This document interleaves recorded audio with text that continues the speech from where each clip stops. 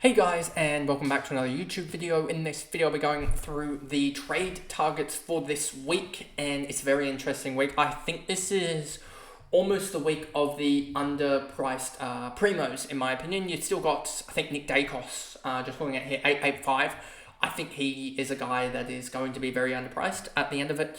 And I think he's probably 60, 70k underpriced of what he's going to finish at, which is about 8 or 9 points per game unders.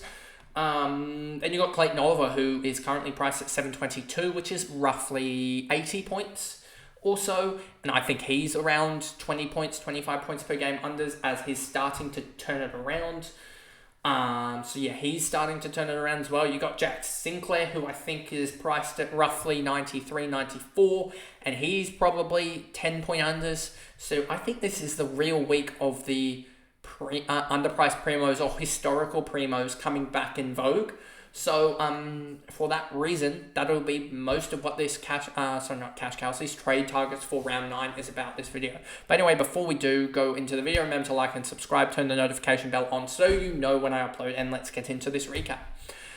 So this may give away my trades at the current moment. I even changed them. They were originally Elliot Yeo and Roberts to Oliver and Sinclair, but I did change something about them to just, I want to remember to go for cash generation, because basically, and I need to also just figure this out and go through my head and probably talk to people about this.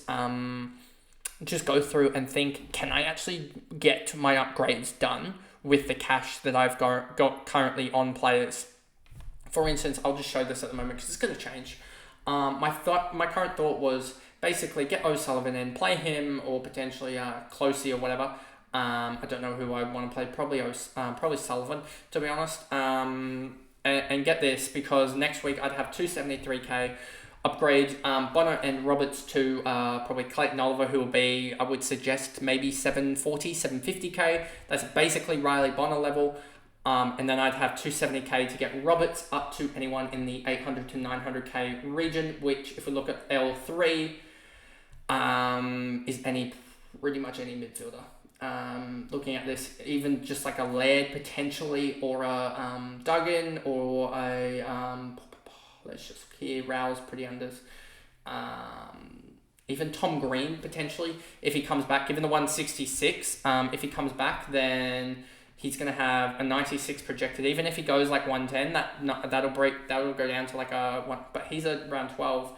Even a Petrarca maybe, 128 break even, 808k. So yeah, if Petrarca can turn it around, then maybe him. Rosie's probably out this week. Parker coming back, but he's so yeah, there are plenty of guys here that I reckon are potentials.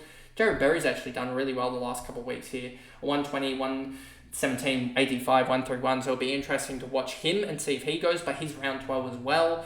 So just to watch on that, potentially even a Blake Acres. So yeah, I think that almost is a better option going Sullivan. I keep on saying O'Sullivan. Sullivan, just because he gets the cash gen flowing over Campbell, who's not really doing anything on the bench. Yes, it probably means that I lose 20 points, but 20 points 1 week potentially, or even over the space of 3 to 4 weeks, for potentially 80 to 100 to 120k that Sullivan can pull. You look here, if he goes 50s, he's going to make in the next 4 weeks. Say he plays 4 weeks. That's 82. That's 121 in the next 3 weeks, and we think something similar given his given what he's pulling. And then in the week after that, he might make 160k in the next 4 weeks, and that's basically for the expense of maybe 20 points per game per week. 20 points per week, 80 points for 160k. That'll get me that last upgrade, I reckon, and so that's why I reckon I'll do that. So that was just my thoughts there on sort of the upgrade almost cadence for me. And that's the reason why I think Oliver, it can work for a lot of people, and it's going to work for me, I think, on Supercoach, just because I have the cash gen already going. But I think for me in Fantasy, I need to just keep the cash gen flowing at this point, as I don't know if I'll be able to finish off my team with the way it's looking at the moment. So yeah, just prioritizing cash gen at this point over anything. And so yeah, Nick Dacos, understand that Eagles matchup, he could go 150, 160, and it's probably going to be the VC. I just need to think about it. It might be gone into, given that I've got all the Gold Coast players, we'll have to look, but I also do have the potential for a Zach Reed potentially on field. Or no, I have a West Coast as well. So yes, I'm fine. I'm completely fine with that. West Coast is deep enough in the week that I can do it right. So Nick Dacos will probably end up being a captaincy, I reckon. And we'll just see who has the potential. North Melbourne have Gold Coast, so I don't really like Gold Coast options. So maybe stick away from that one unless you have a tackling Gold Coast like a Rowell or something, Rowell or Anderson or a potentially Tuke Miller VC. But we'll see. But that'll be discussed more in the Thursday episodes. But yeah, Dacos definitely captaincy option. Clayton Oliver against Carlton, I think he can go 110 again and be like a 140 Supercoach. So that's why I'm bringing him in Supercoach, but not in fantasy, as I just try and give myself some more light here. But yeah, Oliver, I think he's a decent option at this moment. I just want to wait one more week and get that cash generation in, because basically the difference between this week between getting O'Sullivan and Oliver in is basically what is Roberts going to score versus Oliver. I'm going to be doing that swap next week. But what is the difference going to be? Because if the difference is going to be only like 10, 20 points, then it basically doesn't mean anything for me to do that. So yeah, I think I will get him in next week, but not this week, just because of that break even and the fact that I think it's only going to be like 20 points. Sinclair against the Hawks, yeah, I think this is a really good buy. I think he's back to that best of that midfield halfback split, I believe. Let me just check the DFS, the St Kilda 2024. Sinclair 72%, so we did get to there. And then we go to, I just want to check who was on the kickouts for them, kick-ins. St Kilda, let's just check if he was on any. He had none. So I think that role is a pretty good role for them, and he's got this magical Marvel run. So yeah, I'd be looking at him, looking at the fixtures. Utah's against Hawks, he could easily run amok there. Then he's got Marvel Stadium, then he's got Melbourne, then he's got Optus Stadium with the Eagles, Marvel Stadium, Gabba, bye.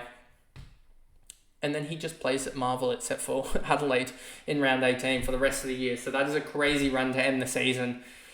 Don't know how they basically got 2 months at Marvel, aside from one game. So yeah, just look at that and it screams Jack Sinclair. Revel, understand this as well. I'd probably go for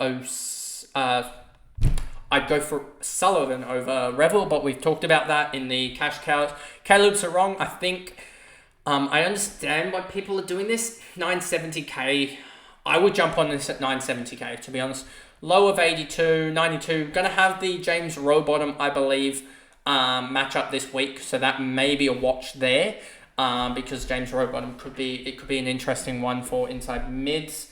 Look at DFS Australia. Here we go. Go to the defense first position. And then go to Sydney last 5 inside mids. And you see Sydney are plus 0.81, and then I want to look at the type of inside mid. So you got Callahan, I wouldn't really say that's a one. Kelly 92, I'd say that's a very similar. Dylan Moore, don't think that he really played that position, to be honest. Newcomb, no. Nash, Warple, Miller, Rowell, Anderson.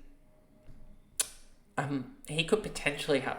I think James Jordan will go to Jordan Clark. But there is a potential that James Jordan goes to Caleb Sarong. And we've seen how James Jordan has done this. He went to Anderson in round 6. He went to... who did he go to in round 7? He may have gone to... I don't think he went to anyone in round 7, to be honest with you. And then in round 8, he went to... he went up on Whitfield. And he kept Whitfield minus 55 or something. So... I would keep a watch on Sarong just to see if they do name James Jordan in the midfield, as that could be massive watch.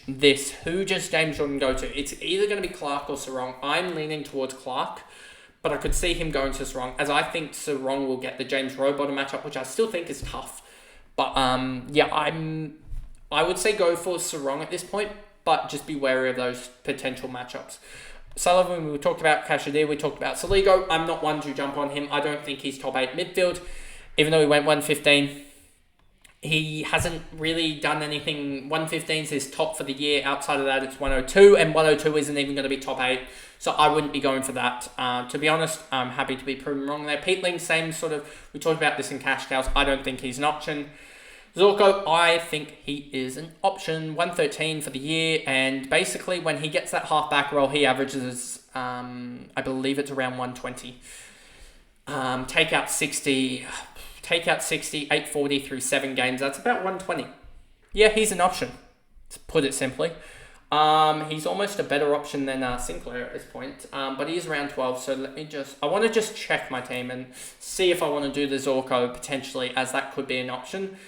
And we'll just look at that, because Zorko could be an interesting one to have. If the Brisbane do go back to this kick mark nature, Zorko could easily go 180. Well, not 180. He could easily go 150, 140 again.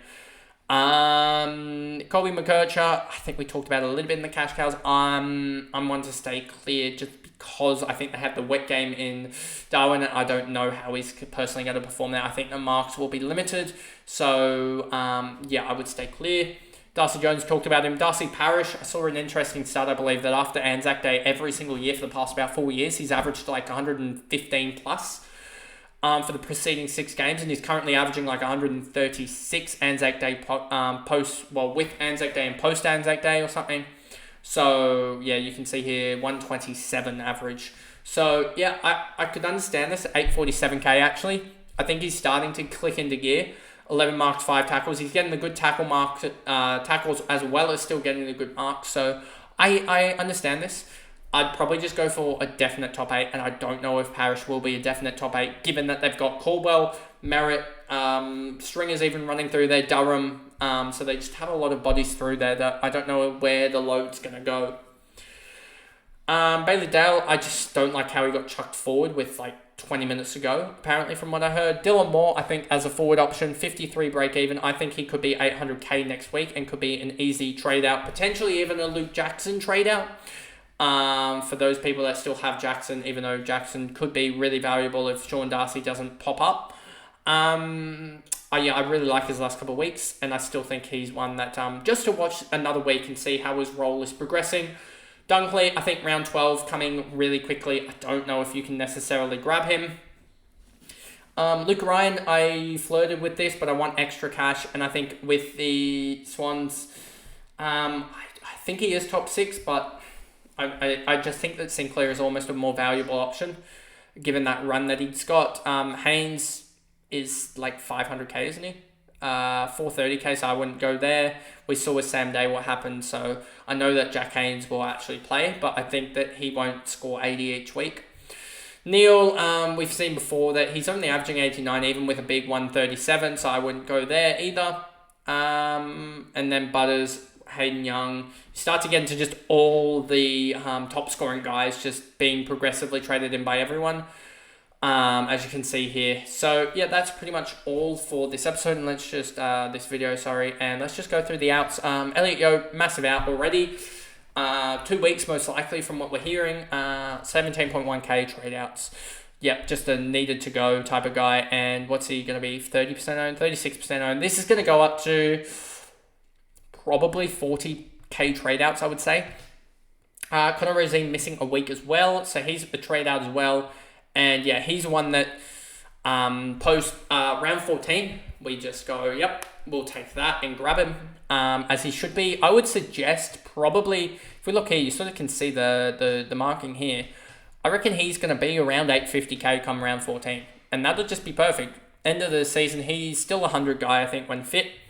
As you can see here, a couple of bad scores, 3 bad scores, but look at the starts of the season he had here. So yeah, I think he's one that we pick up just post-buy. And then you just see, yeah, a lot of these guys just aren't playing. Tom Powell, I probably hold this week just because it's in Darwin and he's got that mid-roll back. Much preferred mid-roll back, and you can just see the scoring returned, sort of. to that 70. Like we were saying, oh yeah, he's good in the forward line with this 70 role here. He had basically the same role and scored 71. So I'm not too worried about him. I just think that he comes back better, especially in Darwin, where he could lay 10 tackles easily in Darwin. And so yeah, I would be holding him at the moment. And then the rest are basically just rookies. So that pretty much is the video there, going through all of the trade targets, a lot of trade outs that a lot of people have, mainly Elliot Yeo and Connor Rozee because they're injured. Matty Roberts as well, another one they traded out. I can see it, but I think that he still does pretty well. I think the wet conditions did hamper him a little bit. But I think he probably gets an 80 or so this week, and an 80 around about his break even. So I don't see him moving too much in price. So you probably is a good decision to trade out. I'm just holding him for one more week, just because really good job security for him at the moment. So anyway, that pretty much is the video, and I'll see you guys on Thursday for the predictions, as well as the final teams for me, the previews going into round 9. So I'll see you in those videos. Bye guys.